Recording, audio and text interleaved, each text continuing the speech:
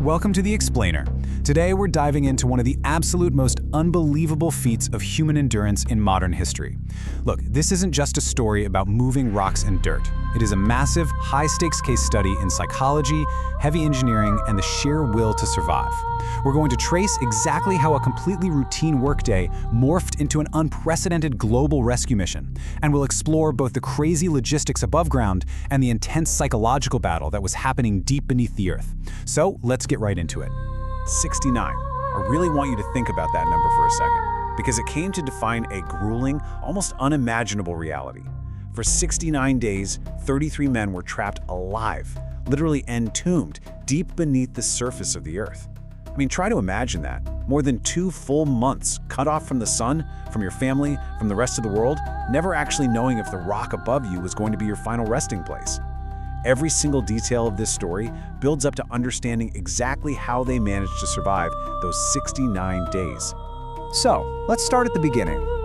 Section 1. Trapped in the dark. The day the mountain collapsed. Picture this. It's August 5th, 2010. A skyscraper-sized slab of solid granite just collapses inside the San Jose mine in Chile. In an instant, 33 men were completely sealed off by rock that, crucially, had actually already failed safety inspections. And their depth? 2,300 feet down. That is nearly half a mile straight down into the earth.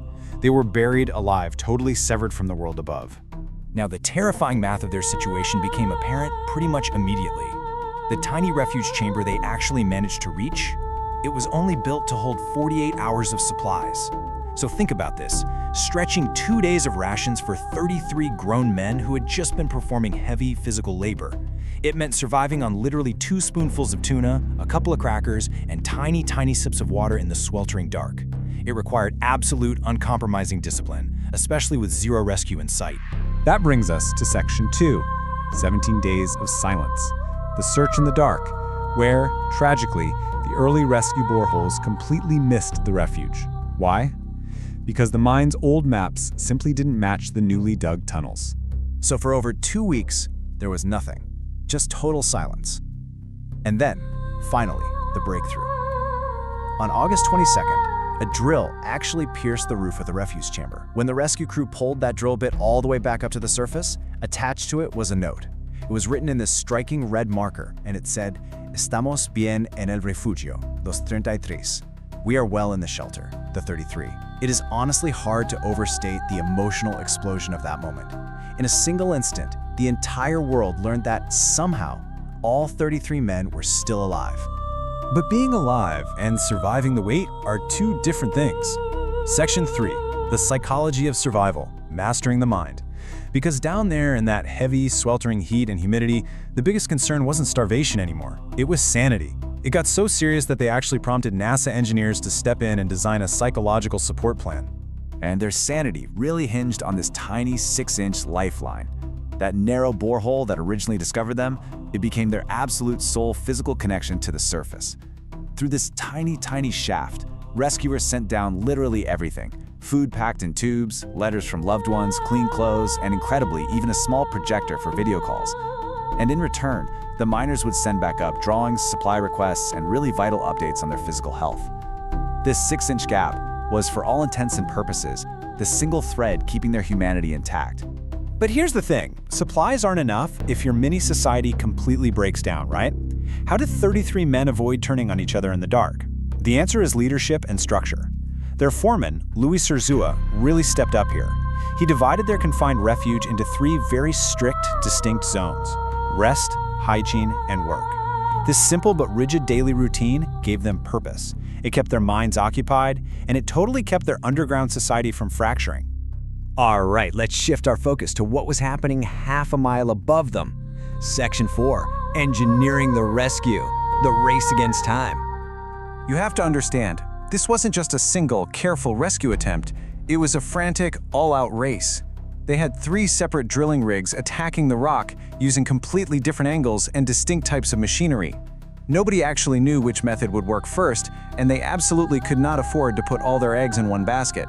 So in this high-stakes competition, it was Plan B, which was actually a modified oil drilling rig that finally began to pull ahead of the pack.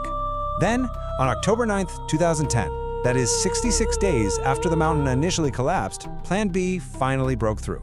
But here is the massive catch. How do you get 33 grown men up a hole that small? Well, rescuers lowered something called the Fénix. It was a custom steel capsule painted in the red, white, and blue colors of the Chilean flag. Its width, a mere 21 inches. It was barely large enough for a single person to stand upright, let alone while being dragged up through solid rock for over 2,000 feet. Which brings us to the climax of this entire ordeal. Section 5, the ascent and aftermath. Return to the surface. Let's just walk through this final, breathtaking timeline.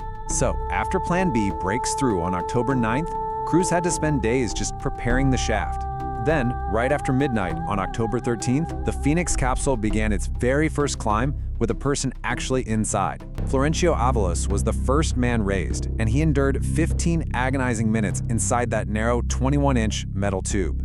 Then, one by one, the rest of the men followed. This was a grueling, continuous operation that took nearly 22 hours, and in a true display of leadership, Luis Urzua, the foreman who had held their underground society together, he insisted on being the absolute last one out. He stayed below in the dark with those remaining men until the very, very end. And you know, they didn't do this in isolation. 1 billion. Up above ground, you had a crowd of over 1,000 rescuers, journalists, and family members watching every single ascent live. But beyond the desert, the broadcast was beaming around the planet to over 1 billion people worldwide. All 33 men survived. It cemented the longest confirmed survival underground in mining history, and simultaneously, it became one of the most watched live events ever broadcast on television. But you know, our story doesn't quite end neatly with the rescue itself, because it leaves us with a really tough question. How do you survive the return to the surface when the whole world is watching your every move?